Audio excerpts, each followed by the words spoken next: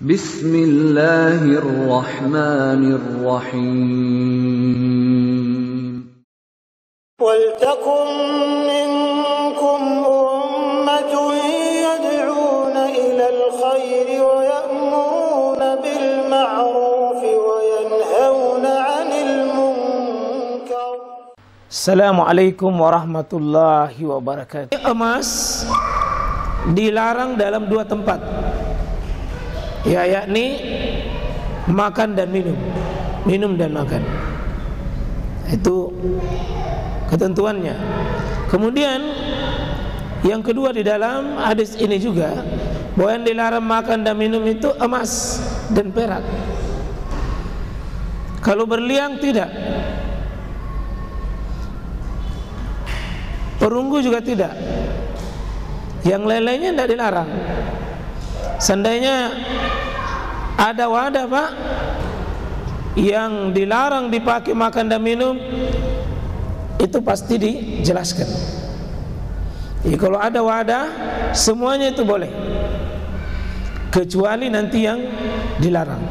Semua wadah yang ditempati makan dan minum, apapun model dan bentuknya, semuanya boleh, kecuali yang memang dilarang menurut hadis Nabi sallallahu alaihi wasallam. Kalau di sini emas dan perak, sekali lagi berlian, perunggu, besi, yang lain-lainnya, aluminium, tidak ada.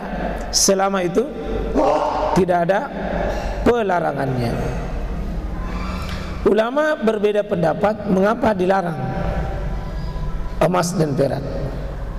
Emas dan perak, sebagian pendapat ulama, karena itu sebenarnya uang itu. Emas itu Pak bagi orang Arab adalah uang. Makanya uang emas itu namanya dinar. Uang perak itulah dirham. Ya, sampai ya, umat Islam itu sebenarnya aslinya uangnya itu uang emas, itulah dinar. Ya. Kalau sekarang ini kan sudah berubah. Ya. Kalau memakai untuk makan dan minum, otomatis kesulitan untuk menggunakan emas itu sebagai uang kalau dipakai makan dan minum. Salah satu kenapa dilarang emas dan perak. Yang kedua, emas dan perak ini terlalu masuk bagian daripada kemewahan berlebih-lebihan, kesombongan. Ya, emas itu terlalu berlebih-lebihan, dan Islam itu menyuruh wala tusrifu, jangan berlebih-lebihan, termasuk dalam perkara wadah tempat makan dan minum.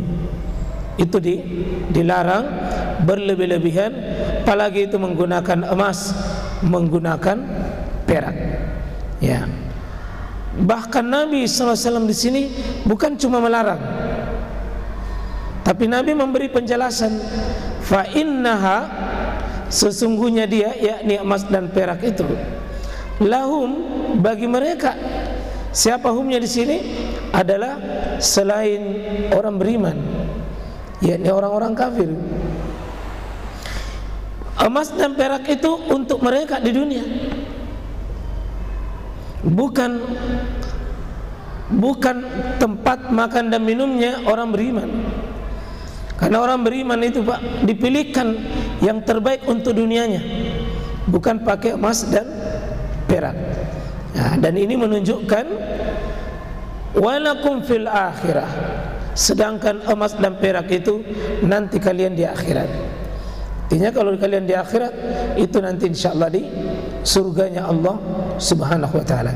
Maka siapa yang pakai emas dan perak ini di dunia, maka tidak ada bagiannya lagi emas dan perak itu di akhirat. Tidak ada lagi. Maka itu salah satu hikmah dilarang. Itulah cara Nabi Pak mengajari sebuah umat. Dilarang bukan cuma sekedar dilarang, tapi Nabi memberikan penjelasan tentang kenapa dilarang. Sebab itu memang Pak melarang sesuatu usahakan ada sebabnya. Gampang itu diprotes. Dan larangan di sini oleh penulis ini memahami bahwa larangan itu kan ada dua, Pak. Setiap yang namanya larangan dalam agama cuma dua. Kalau bukan haram pasti makruh. Kalau bukan makruh haram. Jadi hukum la yang posisinya larangan cuma dua. Kalau bukan haram makruh. Kalau bukan makruh haram. Larangan yang keras haram. Larangan tidak terlalu keras makruh. Di sini itu termasuk menyamai orang kafir kalau kita pakai di dunia. Nah, itu artinya larangannya sini tegas. Dan itu orang beriman, Pak. Diberi hiburan oleh Nabi sallallahu alaihi wasallam, jangan dia takut kehilangan sesuatu di dunia. Karena masih ada bagian yang di akhirat. Itu caranya Nabi menghibur. Untuk bahagiamu di dunia, tidak apa-apa kau ketinggalan. Nanti di akhirat kaum kalian dapat.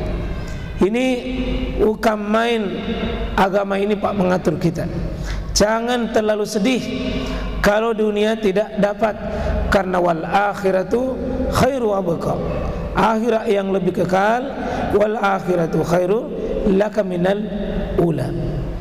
Maka di sini prinsip orang beriman bukan hanya bernafsu terhadap dunianya, tapi dia lebih penting untuk bernafsu untuk akhiratnya. Jadi insyaallah kurang lebih begitu, Pak, penjelasan ini. Kita pindah ke hadis berikut. Ya.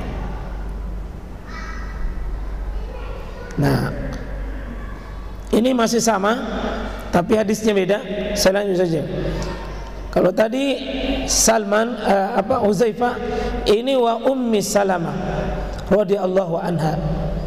Ini istrinya Abu Salamah. Istrinya namanya Ummi Salamah. Ini istri Nabi sallallahu alaihi wasallam. Meninggal suaminya, Nabi nikahi. Ini yang dapat doa dari Nabi. Waktu meninggal suaminya diajarkan sebuah doa. Kalau kena musibah ada doanya namanya Ummu Salamah. Allahumma ajirna fi musibati wa khlifha khairam minha. Ini doa Ummu Salamah. Qalat, dia berkata, qala Rasulullah sallallahu alaihi wasallam, alladhi yashrabu fi ina'il fidda innama yujarjir fi batnihi nar jahannam. Muttafaqun alaih. Siapa yang minum pakai emas, ya pakai perak, ya pakai perak, sini emasnya tidak ada. Nah, di sini minum. Kata para ulama, minum sama dengan makan. Ulangi, minum disamakan hukumnya dengan makan. Dan ini hadis juga menjadi tafsir pada juga sebelumnya. Ya, fiddah ini perak, sama tadi dengan emas.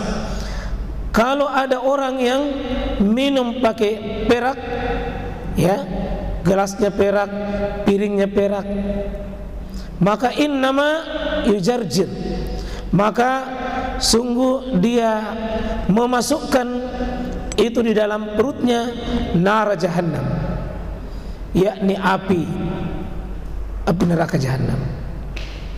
Itu artinya ancamannya keras. Kelihatanlah pada tadi itu la tashrab, jangan kalian minum, maka larangannya keras karena ini ancamannya api neraka. Nah, diselamatkan kita, Pak. Bagaimana Nabi menjaga kita? Jangan gara-gara wadah lalu kita diancam. Karena inginkan kita makan dan minum sederhana, jangan dipamer-pamer. Nah, itu Bapak kalau nanti buka bab adab makan dan minum, itu banyak sekali bab adab tentang makan dan minum. Salah satunya jangan memperlihatkan kesombongan. Saya tutup sampai di situ yang penjelasan ini.